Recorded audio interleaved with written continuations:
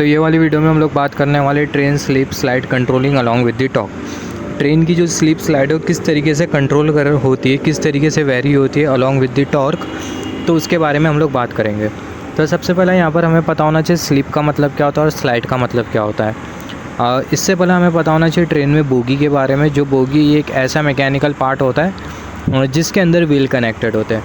अब ये स्लीप का मतलब क्या होता है, ट्रेन की व्हील अगर घूम रहे और ट्रेन अगर मूव नहीं हो रही है तो इसको हम लोग क्या बोलते हैं, इसको हम लोग बेसिकली बोलते हैं स्लीप।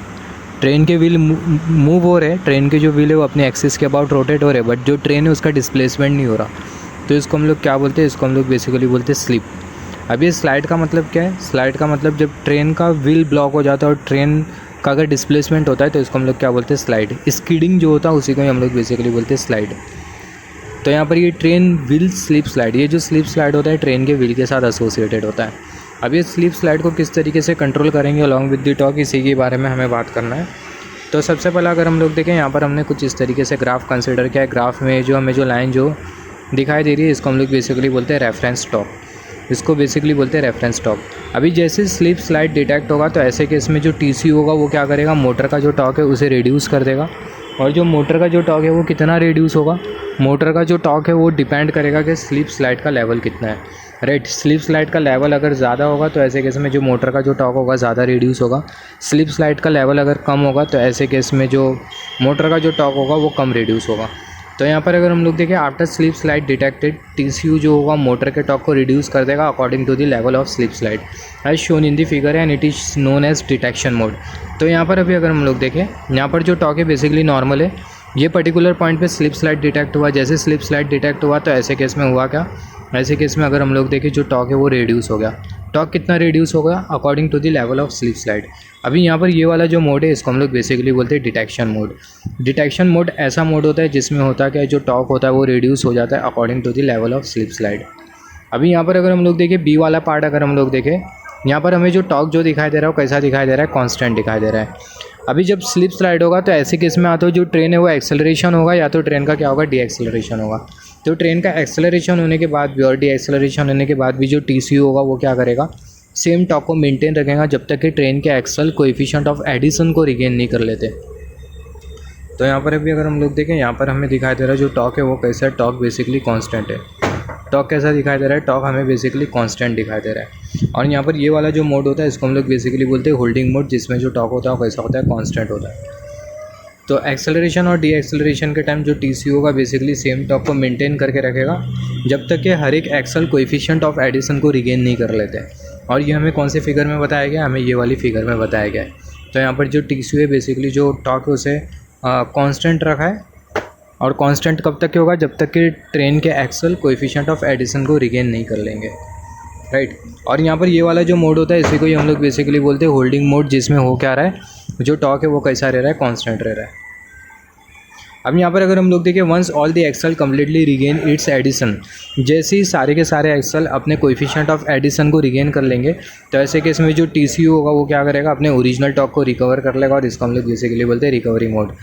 तो यहाँ पर अभी अगर हम लोग देखें फिगर सी में, ये पर्टिकुलर पॉइंट पे मान लेते हैं सारे के सारे जो एक्सल है वो क्या कर रहे हैं, अपने कोएफिशिएंट ऑफ एडिशन को क्या कर रहे हैं, रिकवर कर रहे हैं। कोएफिशिएंट ऑफ एडिशन के बारे में हमने इससे पहले बात किया था स्टार्टिंग के वीडियो में। ये बेसिकली फ्रिक्शन होता है ट्रेन के व्हील के बीच में और रेल के बीच में, रेल के सरफेस के बीच में।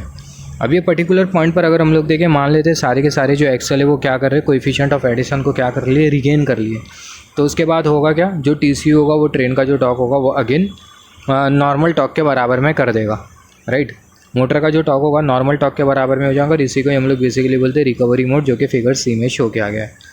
तो यहाँ पर अगर हम लोग देखें, once all the axle completely once all the axle, जैसे ही सारे के सारे एक्सल अपने कोएफिशिएंट ऑफ एडिशन को रिगेन कर लेंगे तो जो टीसीयू होगा वो ओरिजिनल टॉक को क्या कर लेगा, रिकवर कर देगा।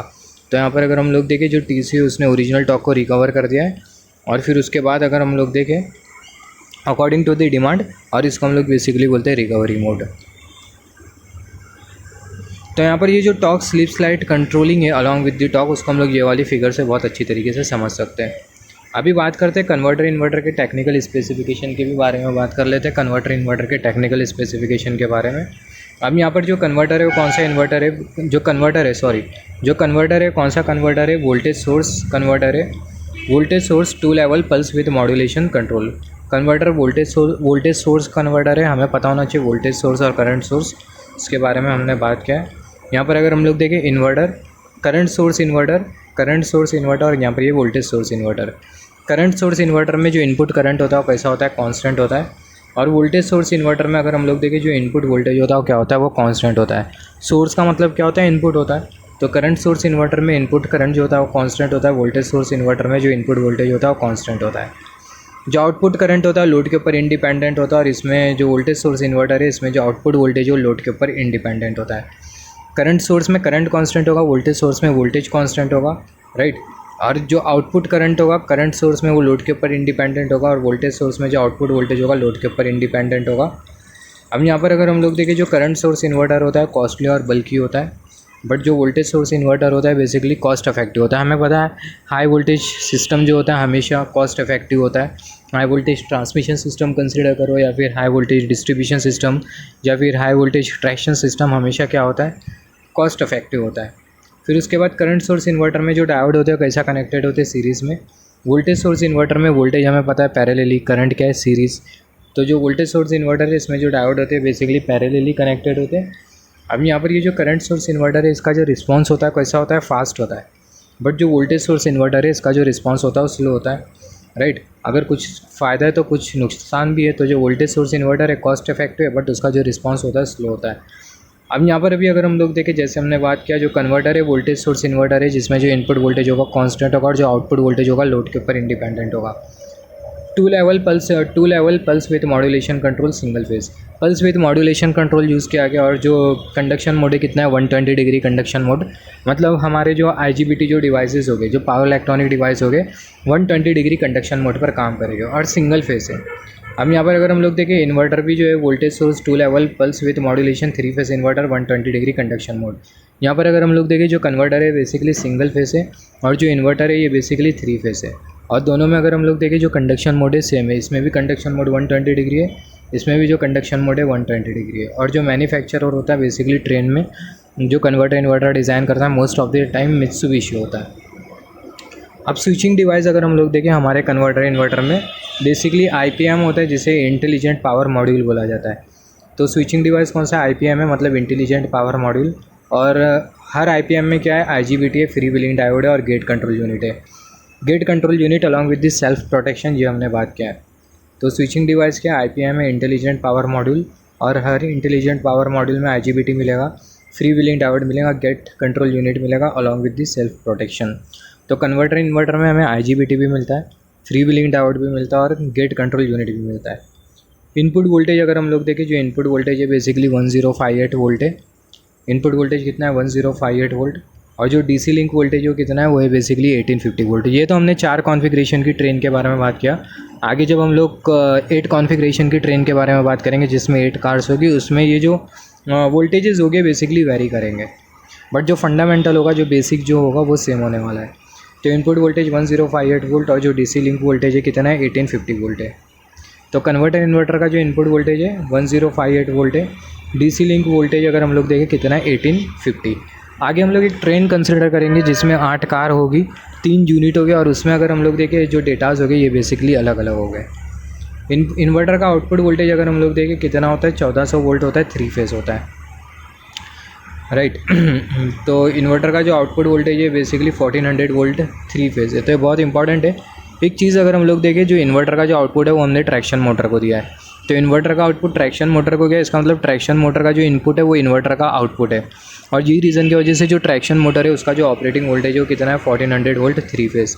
तो जो आउटपुट वोल्टेज है इन्वर्टर का वो है 1400 वोल्ट 3 फेज।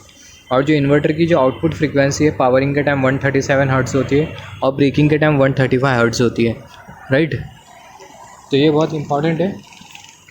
तो जैसे हमने बात किया पावरिंग के टाइम 137 हर्ट्ज़ और ब्रेकिंग के टाइम 135 हर्ट्ज़ होगी इन्वर्टर की आउटपुट फ्रीक्वेंसी। और सिमिलरली मॉड्यूलेशन फ्रीक्वेंसी भी होती है। तो कन्वर्टर की मॉड्यूलेशन फ्रीक्वेंसी 450 हर्ट्ज़ और जो इन्वर्टर की है बेसिकली 800 हर्ट्ज़ है। तो इन्वर्टर का आउटपुट वोल्टेज होता है 1400 वोल्ट 3 फेज़, ये हमें पता होना चाहिए, बहुत इंपॉर्टेंट है। और ट्रैक्शन मोटर में भी 1400 वोल्ट ही हम लोग देते हैं। और जो आउटपुट फ्रीक्वेंसी इन्वर्टर की पावरिंग के टाइम 137 हर्ट्ज़ होती है और ब्रेकिंग के टाइम 135 हर्ट्ज़ होती है।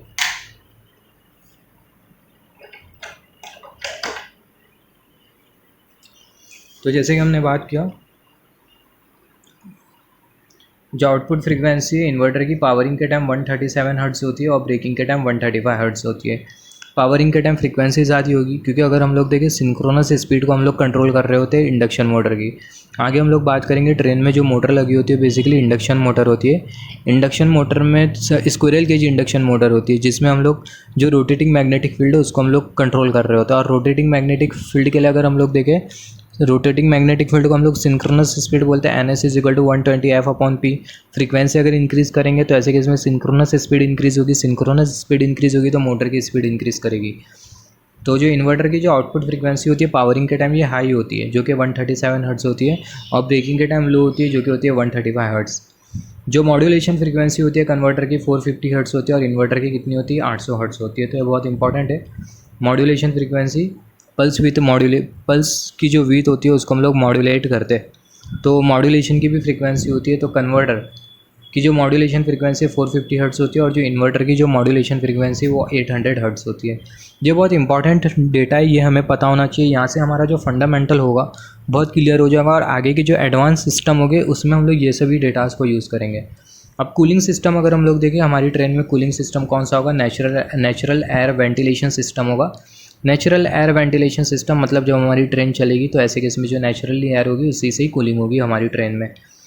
नेचुरल एयर के वजह से हमारी जो कन्वर्टर इन्वर्टर जो सर्किटरी है उसको बेसिकली कूलिंग मिलेंगी। जैसे कि हमें पता है जो पावर इलेक्ट्रॉनिक डिवाइस हम लोग यूज़ कर रहे हैं कन्वर्टर इन्वर्टर में, तो ऐसे केस में power electronic device heat dissipation करते हैं। तो ऐसे केस में हमें क्या करना होता है, हमें कूलिंग प्रोवाइड करना होता है। तो ऐसे केस में जो कूलिंग है नेचुरल एयर वेंटिलेशन। अभी हम लोग थोड़ा ट्रैक्शन मोटर के बारे में भी बात कर लेते हैं। तो अभी बात कर लेते हैं ट्रैक्शन मोटर के बारे में। तो यहाँ पर ये ट्रैक्शन मोटर ये बेसिकली ऐसी मोटर होती है जो कि ट्रेन को ट्रैक्शन प्रोवाइड करती है। अभी ट्रैक्शन मोटर में कौन सी मोटर हम लोग यूज़ करते हैं, यहाँ पर अगर हम लोग देखें ये वाली फिगर, जस्ट होल्ड ऑन, ये वाली फिगर अगर हम लोग देखें, हाँ, तो यहाँ पर हमें ये दिखाई दे रही है, ये है हमारी ट्रैक्शन मोटर, ये है ट्रैक्शन मोटर, यहाँ पर ये है ट्रैक्शन मोटर। तो ये ट्रैक्शन मोटर क्या करती है, जो ट्रैक्शन मोटर होती है ट्रेन में ट्रैक्शन प्रोवाइड करती है जिसकी वजह से ट्रेन का मूवमेंट होता है। अभी यहाँ पर ये जो ट्रैक्शन मोटर है इसके स्पेसिफिकेशन के बारे में बात करेंगे। तो जो ट्रैक्शन मोटर है कितने किलोवाट की होती है, 220 किलोवाट की होती है। 4 पोल सेल्फ वेंटिलेटेड मोटर होती है। मतलब यहाँ पर अगर हम लोग देखें इसमें जो वेंटिलेशन होता है वो कैसा होता है, सेल्फ वेंटिलेशन होता है, ऑटोमेटिक वेंटिलेशन होता है। और यहाँ पर ये जो मोटर है इसमें कितने पोल होते हैं, 4 पोल होते हैं, राइट। तो ट्रैक्शन मोटर कितने किलोवाट की है, 220 किलोवाट की है, 4 पोल सेल्फ वेंटिलेटेड मोटर है। कौन सी मोटर है, स्क्विरल केज इंडक्शन मोटर है। और यहाँ पर अगर हम लोग देखें जो मोटर है इसमें जैसे हमने बात किया यही हमारी मोटर है, ट्रैक्शन मोटर यही है। जो हमारी कुछ इस तरीके से ट्रैक्शन मोटर लगी होती है, ये ट्रैक्शन मोटर लगी होती है। ट्रैक्शन मोटर के बारे में बहुत डिटेल में डिस्कशन करेंगे आगे जब हम लोग बोगी के बारे में पढ़ेंगे। तो यहाँ पर ये स्क्विरल केज इंडक्शन मोटर होती है। Excellent heat resistance characteristic because of class 200 insulation system. यहाँ पर स्क्विरल केज इंडक्शन मोटर का हमने यूज़ किया है। और यहाँ पर ये जो हीट रेसिस्टेंस, यहाँ पर ये इंडक्शन मोटर में एक अच्छी कैरेक्टरिस्टिक है जो कि बेसिकली हीट रेसिस्टेंट कैरेक्टरिस्टिक। अभी हीट रेसिस्टेंट कैरेक्टरिस्टिक किसके वजह से मिल रही है, 200 एक इंसुलेशन होता है क्लास 200 टाइप का। तो क्लास 200 टाइप का इंसुलेशन यूज़ करने की वजह से हमें एक्सीलेंट हीट रेसिस्टेंट कैरेक्टरिस्टिक मिल रही है, राइट। अब यहाँ पर और यही रीज़न की वजह से अगर हम लोग देखें हमें सेल्फ वेंटिलेशन मिल रहा है मोटर में। तो यहाँ पर जो इंसुलेशन है कौन से क्लास का है, क्लास 200 का, जिसके वजह से हमें एक्सीलेंट हीट रेसिस्टेंट कैरेक्टरिस्टिक मिलती है। Cooling fan is inside the motor frame. जो मोटर फ्रेम है उसी के अंदर हमें कूलिंग फ़ैन मिलता है। और ये जो कूलिंग फ़ैन होता है ये भी बेसिकली कूलिंग के लिए रिस्पॉन्सिबल होता है।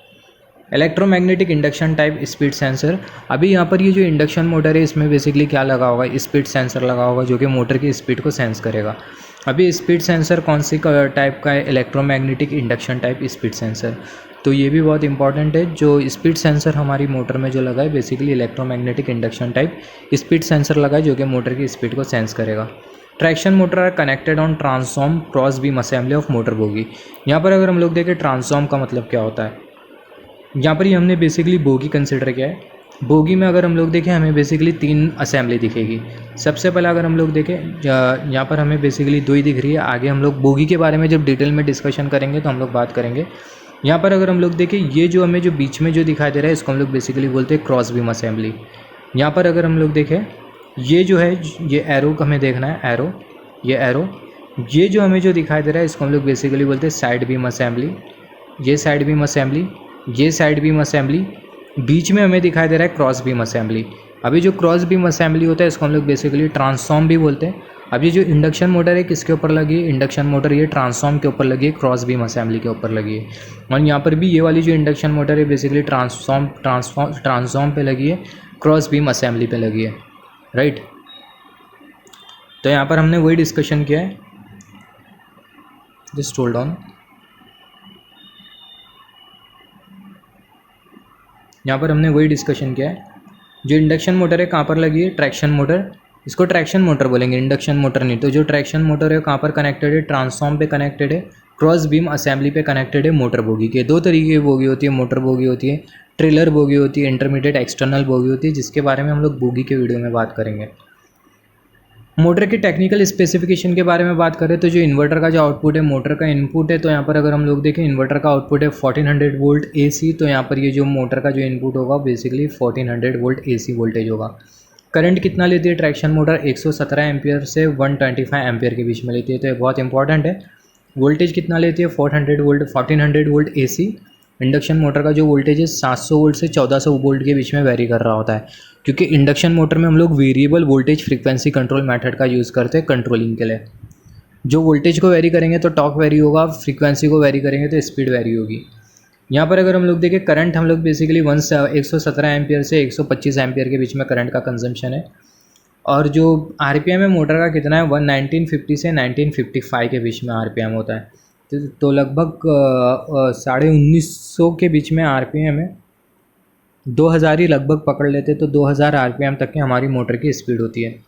तो RPM अगर हम लोग देखें 1950 से 1955, एफिशिएंसी 92.5 से 92.5 सॉरी, जो एफिशिएंसी बेसिकली हमें पता है इंडक्शन मोटर ज़्यादा एफिशिएंट होती है, तो जो एफिशिएंसी है 92.5% है। और जो फ्रीक्वेंसी कितनी है 66.5 हर्ट्ज़, कितनी है 66.5 हर्ट्ज़, तो ये बहुत इंपॉर्टेंट है।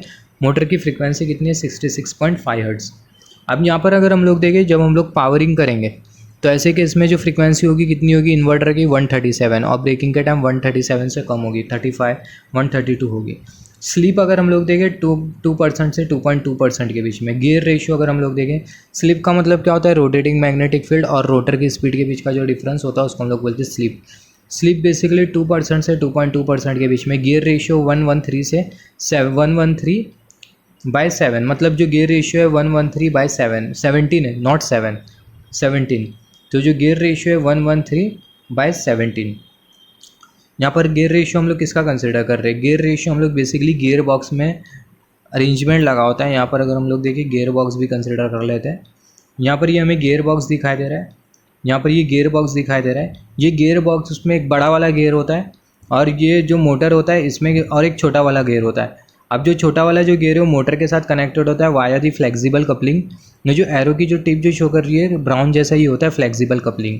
अब ये फ्लेक्सिबल कपलिंग का क्या काम होता है, ये बेसिकली फ्लेक्सिबिलिटी प्रोवाइड करती है मोटर के बीच में और गियर बॉक्स के बीच में।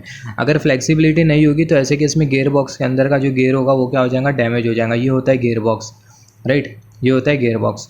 तो यहाँ पर अगर हम लोग देखें, यहाँ पर ये गियर बॉक्स के अंदर बड़ा वाला गियर 117, बड़ा वाला जो गियर है उसका हमने कितना बात किया था, बड़ा वाला गियर का जो गियर रेशियो है 113। हाँ, तो जो बड़ा वाला जो गियर है उसका जो गियर रेशियो है 113 और छोटा वाला जो गियर है उसका जो गियर है कितना है 17। मतलब बड़ा वाला जो गियर है उसका जो तीत है 113, छोटे वाले का है 17। तो 113/17 गियर रेशियो। मैक्सिमम स्पीड कितनी है 4070 RPM मैक्सिमम स्पीड। अब यहाँ पर अगर हम लोग देखें over current protection also there in, यहाँ पर ये कुछ अलग टॉपिक हो गया तो इसके बारे में हम लोग बाद में बात करेंगे। तो यहाँ पर हमने ट्रैक्शन मोटर के बारे में डिस्कस किया, क्या क्या हमें पता होना चाहिए। 4 पोल सेल्फ वेंटिलेटेड मोटर है, स्क्विरल केज इंडक्शन मोटर है, क्लास 200 टाइप का इंसुलेशन यूज़ किया गया है। और यहाँ पर अगर हम लोग देखें ट्रांसफॉर्म पे लगी होती है, वोल्टेज कितना लेती है 1400 वोल्ट, करंट कितना है 117 से 125 एम्पियर। फिर उसके बाद RPM 1950 से 1955, एफिशिएंसी 92.5 से 92.5, फ्रीक्वेंसी 66.5 हर्ट्ज। तो ये सब हमें पता होना चाहिए। और at the last gear ratio 113/17। Traction motor में अगर हम लोग देखें, ट्रैक्शन मोटर में हमें क्या क्या मिलता है, कपलिंग मिलती है, रिडक्शन गियर बॉक्स मिलता है, हैंगर रॉड मिलता है, राइट। तो ये मैकेनिकल पार्ट्स है, ये सारे पार्ट्स के बारे में हम लोग बात करेंगे बोगी वाली वीडियो में। तो ट्रैक्शन मोटर में कपलिंग होता है, रिडक्शन गियर बॉक्स होता है, हैंगर रॉड होता है। और एक चीज़ अगर हम लोग नोट डाउन करें, सारी की सारी जो ट्रैक्शन मोटर है उसका जो कंट्रोल होता है वो कैसा होता है, इंडिपेंडेंट होता है, राइट।